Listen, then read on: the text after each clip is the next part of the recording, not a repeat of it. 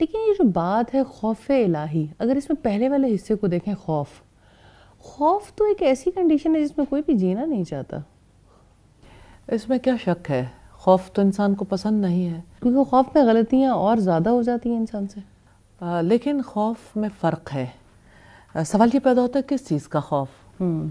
انسانوں کا خوف تو انسان کے نروز توڑ کے رکھ دیتا ہے. انسانوں کے خوف کی وجہ سے انسان سے غلطیاں ہوتی ہیں، لیکن اللہ تعالیٰ کا خوف انرجی ہے، پاور ہے. پاور سے انسان ٹوٹتا نہیں ہے. پاور تو آگے بڑھانے کے لیے، انسان کو چلانے کے لیے چاہیے ہوتی ہے. تو یہ انرجی انسان کو اللہ تعالیٰ کے خوف سے ملتی ہے، کیونکہ اس کی وجہ سے انسان کے دل کی کیفیت بدل جاتی ہے.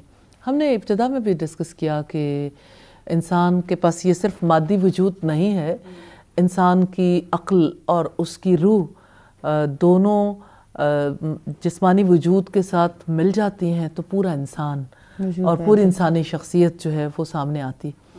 تو جو چیز انسان کی روح کو گھائل کر رہی ہے اور اس کی عقل پر اثر انداز ہو رہی ہے اور اس کی باڈی پر بھی وہ چیز اثر انداز ہوتی ہے، تو خوف کی وجہ سے کتنی بڑی تبدیلی آتی ہے. جیسے قرآن حکیم میں آتا ہے کہ جب وہ اللہ کا کلام پڑھتے ہیں تو ان کے رونگٹے کھڑے ہو جاتے ہیں اور ان کی آنکھوں سے آنسو بہہ نکلتے ہیں اور ان کی جلدیں نرم پڑ جاتی ہیں. تو خوف کی کیفیت ہے نا.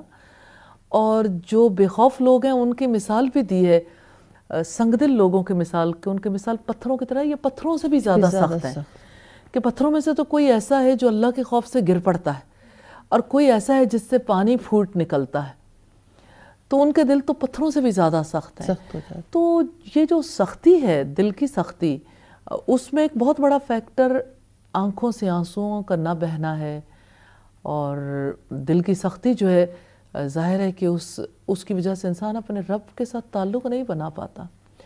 اور اس سختی کو دور کیسے کیا جائے؟ جیسے اگر کوئی نماز ادا کرے، کوئی دعا کرے، کوئی توبہ کرے اور اس کو نماز میں وہ خشوع بھی مل جائے، لیکن اس کے باوجود جس طرح وہ اللہ تعالیٰ کے آگے آہوزاری کرنا چاہتا ہے، وہ آنسو بہانا چاہتا ہے، وہ گڑگڑانا چاہتا ہے، اگر وہ حالت اسے نصیب نہیں ہوتی تو کیا یہ خوف الہی کی کمی ہے، یا دل میں تو خوف ہے لیکن وہ حالت اگر نہیں مل رہی ہے تو اس کے پیچھے کیا ریزن ہے؟ یہ مجھے پلیز ایکسپلین کریں، کیونکہ مجھے یہ سچویشن کبھی سمجھ نہیں آتی کہ سب کچھ ہونے کے باوجود وہ حالت نصیب کیوں نہیں ہوتی.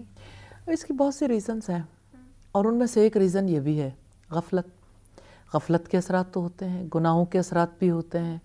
اور پھر یہ ہے کہ جیسے سم ٹائمز ایسا ہوتا ہے کہ انسان کو رات کی نماز نہیں ملتی کیونکہ دن کی مصروفیات ایسی ہیں جس کی وجہ سے بدن بے آرام ہے، تو رات کو اٹھنا چاہتے ہیں تو پھر اٹھ نہیں پاتے.